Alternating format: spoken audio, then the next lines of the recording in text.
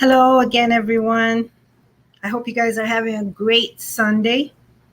The weather's great here in Florida. Looks like it might rain a little bit, but it's really nice out.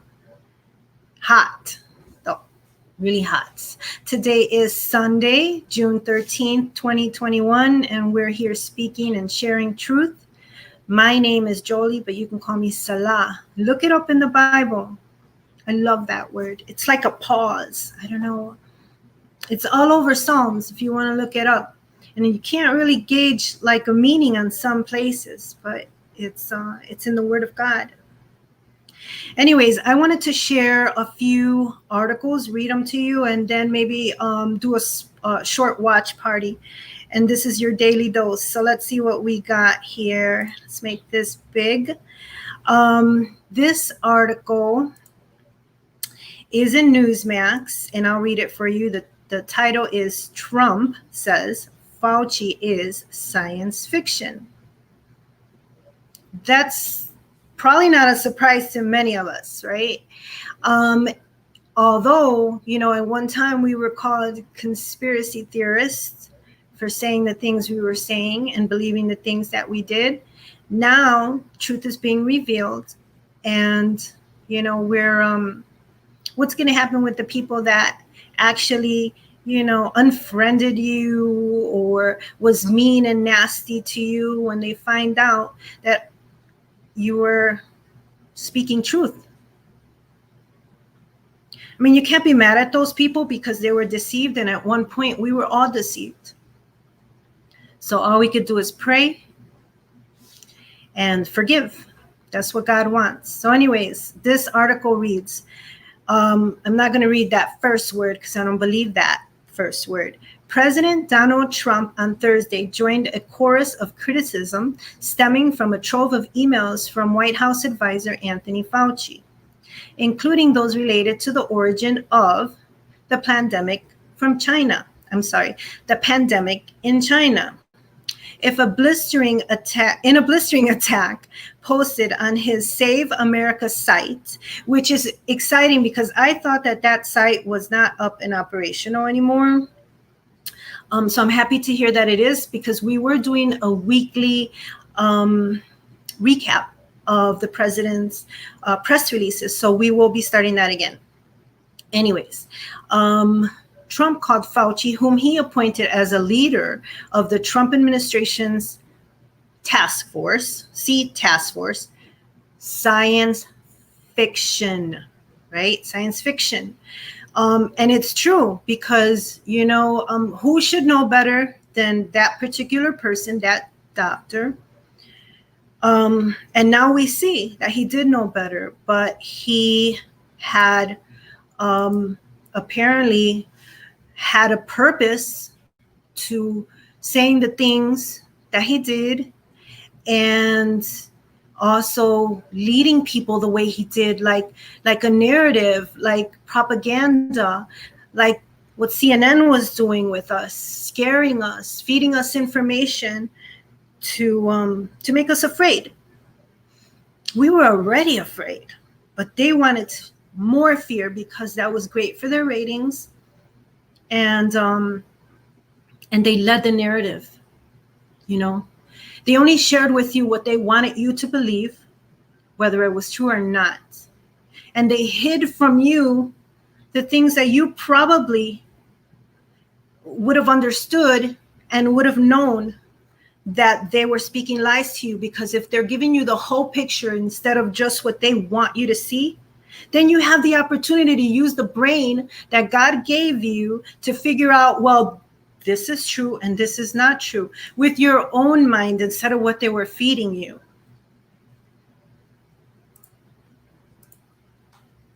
Hello, Franco.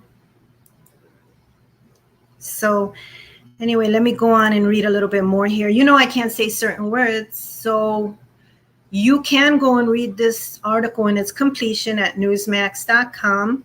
We also have things posted on inTruthNews.com from a variety of different news, conservative news outlets and speakers of truth, prophetic words, prayers, encouraging words, biblical prophecy, all of that.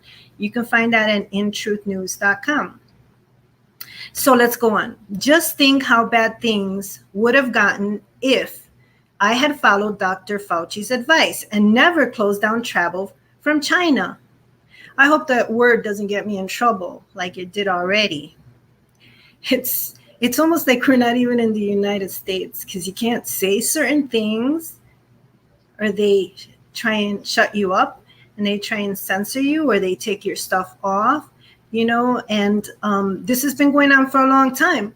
It was even going on, at the beginning of this whole thing. And I remember sharing some truths and those things being taken off, and I was put in their holding cell, and unable to post for a while. And now it turns out that they did that in error, and that our words were true. So what happens now? Okay, moving on. It is now unanimous, and I have been proven right once again, that the initial World Health Organization report on the lab was flawed and must be redone, this time by a truly transparent investigation. Transparent, Trump said about the virology lab in Wuhan, where there's growing speculation a lab leak triggered the pandemic in late 2019. In March of 2020, the World Health Organization released a joint report with Beijing on the origins of that pandemic, following a 4-week investigation in China, concluding that the lab leak hypothesis was extremely unlikely. But that conclusion has come under much closer scrutiny, including from erase that word, please. Mr. Joe Biden, who last month ordered a definitive report from the U.S. intelligence community. We were right about the China virus from the beginning, and now the entire world sees it. That was from President Trump. Anyways, this whole article, it's kind of long, so you might, and there's links and so forth to it, but I got to read this. That is why the CC, and then that other word, should pay $10 trillion in global reparations for what they allowed to happen, the worst event in world history. I think that most of us could agree with that. We could. It affected us all. For the first time in our life, we were all in the same boat. All of us were in the same boat, all scared, losing a lot. We lost jobs, friends, family, and we all were in one. And some people turned more to the Lord at that time, and others threw caution to the wind. They just said, well, forget it, it's the end. But only God is in control, and God says when is the end and not the end. God has used this last year and a half to show us a lot, to show us what could happen just from one day to another, that our lives could change so much that we could lose people, whether to death, or lose people because of beliefs and understandings and realizations, So it's horrible that so many people, so many entities capitalized on that fear.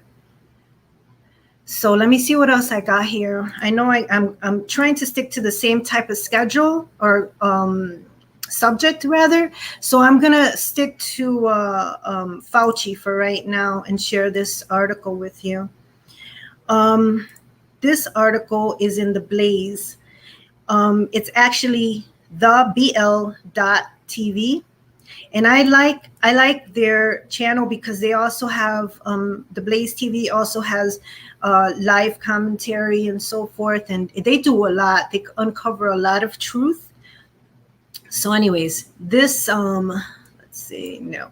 Okay, revealed Epstein and Maxwell, I guess, has deep connections with Fauci, Biden's science advisor, and the Clinton. I don't know if I could say that one. Okay, so I'll read part of this for you because, I can't read it all. And, I'm just going to kind of skip over the words I can't say. The notorious billionaire sex offender, Jeff Epstein, has allegedly funded White House. Well, obviously this is old. Advisor Eric Lander, Fauci's longtime friend, Epstein girlfriend, family, or I never know how to say her name, so I'm going to call her Miss Maxwell clan. The allegedly accomplice in the underage sex trafficking ring has multifaceted and deep connections with the C family, and Epstein and Maxwell themselves have been deemed undercover Mossad spies who had run a ring to blackmail world leaders with juvenile sex traps. This is one constant thing that I've heard, that a lot of people that we don't suspect, that we never suspected, actually were part of a juvenile sex ring. And of course, with the head themselves, Jeffrey and Miss Maxwell, Ghislaine, I think it's spelled or pronounced. And there was a lot of people behind the scenes and hidden, and a lot of people that did things that they shouldn't have done, and then those things were used to manipulate them, to get them to do what they wanted them to do, and to basically build I guess an arsenal of people that have so much to lose that they're willing to do almost anything not to lose it. And that includes, they don't want to lose their family, their jobs, their freedom, their life, because bad things have happened. But again, this entire article can be found on thebl.tv. Okay. And then let me go to this other one. And this is interesting as well. Okay, I'm going to put it up here and make sure you can see it good. California County cuts C-19 death toll by 25% after finding some deaths clearly not caused by what they originally said it was. Okay, so that's not a complete study yet, and that's something that's still being investigated. So imagine 25% less so far that they have found, right?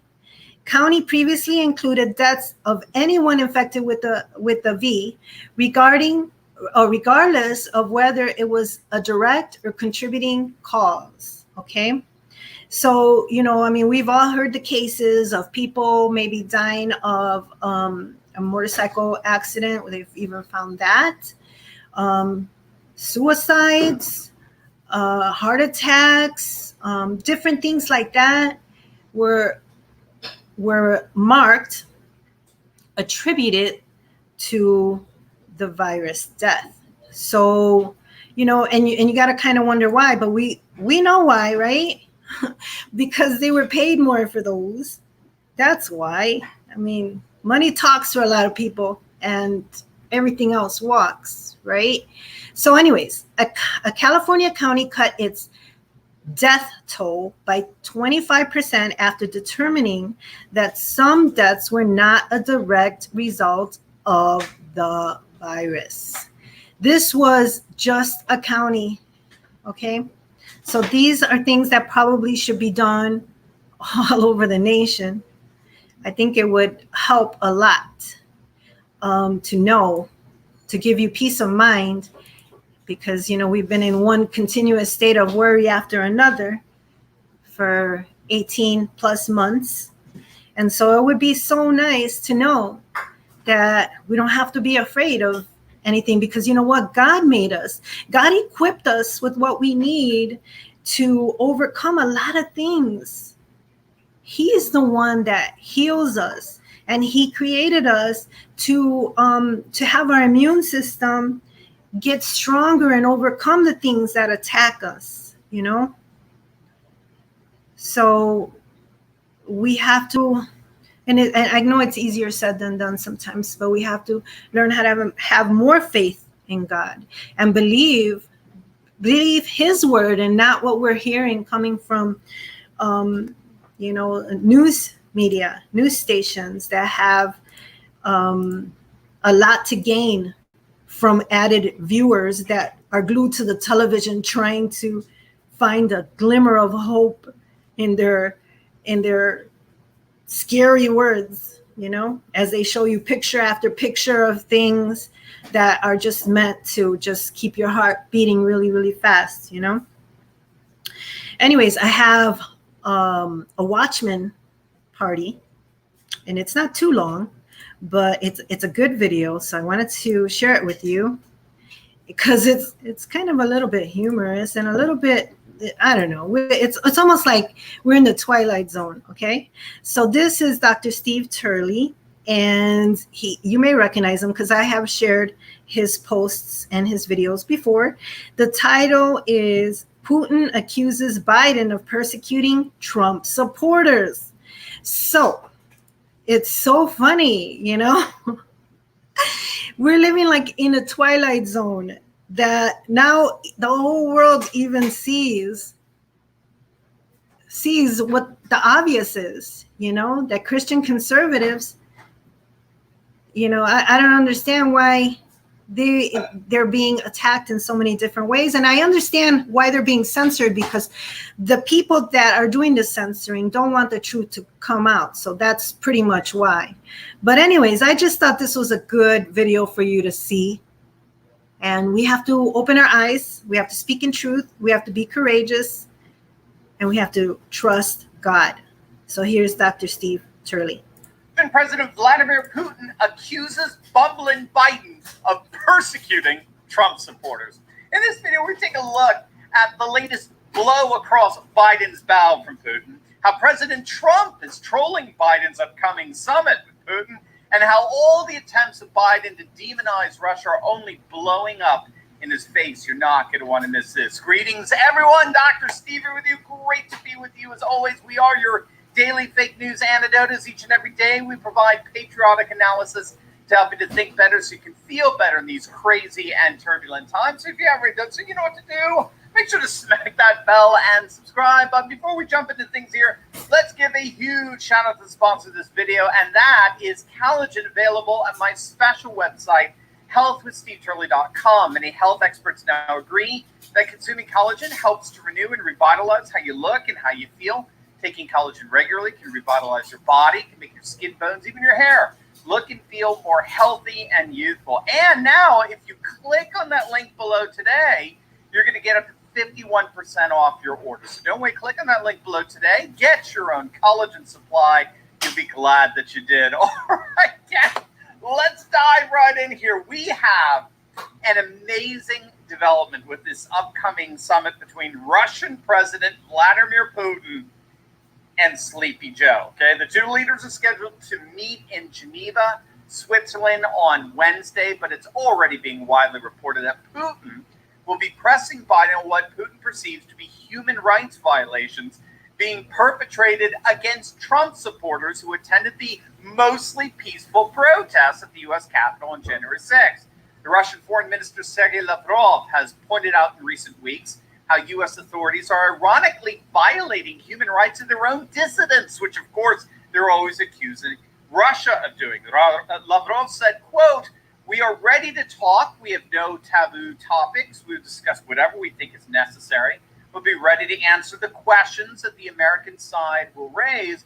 This also applies to human rights. For example, we're following with interest the persecution of those persons who were accused of the riots on January 6th this year. And we've all added, quote, a lot of really interesting things are happening from the point of view of the rights of the opposition and protecting those rights in the United States. Now, of course, what he's referring to here is what Big League Politics has reported on for some time now, how certain January 6th Trump protesters are being treated like enemy combatants by jackboots who've been gaslighted by media propaganda depicting the patriots as terrorists and white supremacists. One of the defendants being charged for allegedly participating in the Capitol riot said, quote, myself and others involved in the January 6th incidents are scared for our lives, not from each other, but from correctional officers complaining that they're being treated like terrorists and enemy combatants. I do not understand how this is remotely acceptable, close quote. Now, what Lavrov is accusing bumbling Biden and the Democrats of doing, bumbling Biden, sounds like a rock and roll band, a bad one at that, bumbling Biden and the Dems. But what he's accusing them of doing is absolutely right. What Biden and the Democrats have been doing here with the January 6th riots is something scholars refer to as weaponized legalism. Okay, that's a technical term for the politicalization of the law. Weaponized legalism. A weaponized legal regime, which we now live in thanks to the Democrats, uses the law to deliberately undermine their political opponents, strengthen themselves and their allies, and use the law to show off their power to threaten and to intimidate. And that's precisely what the Democrat Party has become. They've become a weaponized legal regime that uses the law as a political weapon. So, for example, Democrats care nothing about enforcing immigration law at the southern border, but they care everything about vaccine passports, right? They don't give a rip about their law enforcement responsibilities during the whole George Floyd riots over the summer, but now suddenly they're the great defenders of the nation against these January 6th insurrectionists. This is weaponized legalism. It's the intentional use of the law to persecute their political opponents and intimidate everyone else, all the while securing their own position of power. But of course, President Trump and his supporters are hardly intimidated. In fact, President Trump trolled Biden on his upcoming meeting with President Putin, saying in an email, quote, good luck to Biden in dealing with President Putin. Don't fall asleep during the meeting. And please give him my warmest regards. Hilarious. Hey, Sleepy Joe, try to stay awake during the meeting, will you? I'm sure you're really going to intimidate President Putin. Ooh. I mean, seriously, can you even imagine the conversations they're having in the Kremlin right this very minute? Can you even imagine? I mean, if you were down the hall from where they were meeting, I mean, just try to fathom the laughter that you would hear coming out of the meeting room with Putin's advisors strategizing what they're going to be doing with this woke administration that gets triggered over the wrong use of pronouns, for heaven's sake. So that said, it's no wonder that the media is doing everything they possibly can to try to prop up Sleepy Joe. Did you see this from the left-wing activist disguised as journalists over at Time magazine? This is pathetic. They featured a picture of Biden with his freaking aviators on, his Terminator aviators, to try to actually make this near octogenarian look cool. Next to freaking Putin, who I don't care where you stand on the guy, he is the real deal. I mean, he is one cool dude. Putin is cool. Biden?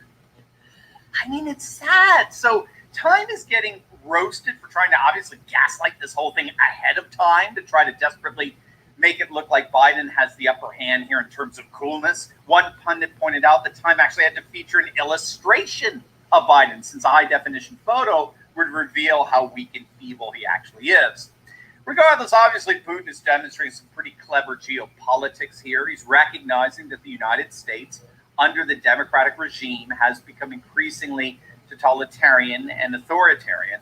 And he's exploiting that by putting Biden on the defensive before he can do anything to try to push back against Russia and the way Putin's regime handles political dissent. One of the things that will most likely come up is Russia's treatment of their most prominent dissident, Alexei Navalny, who's supposedly poisoned and has since been sentenced to prison for 3.5 years for violation of probation. And they're also designating his political movement as an extremist group. So one of the things we've got to get here, however, and I think it's very important for us to understand, while the so-called international community may be absolutely outraged over this, you need to know most Russians aren't. Most Russians don't believe that he was poisoned, and they don't support him or his movement. And according to Russian studies professor Paul Robinson, do you know why? You want to take a guess why most Russians don't buy the whole Navalny saga or movement? Because the America media wants them to. The Russian public rejects Navalny precisely because our mainstream Marxist media supports him. And whatever our media supports, the Russian public largely rejects. And so it doesn't look very good for Biden heading into this. He's weak. Everyone on the political planet knows he's weak. And Putin, in openly defending Trump supporters and rioters at the Capitol, is frankly demonstrating precisely just how weak Biden really is. Now, before you go, you definitely want to check out my latest video. I just uploaded it. I love this one. Okay, you're going to have to go to his YouTube and subscribe to him so you can see what his latest videos are. The last thing, well, actually, I'm going to probably close off now because I do want to make another video with from the president's desk and share some of that from this last week or two. But I just want to say I love you guys. God bless you. And I'll see you very soon. Please remember to like, subscribe, share, and if you can, comment.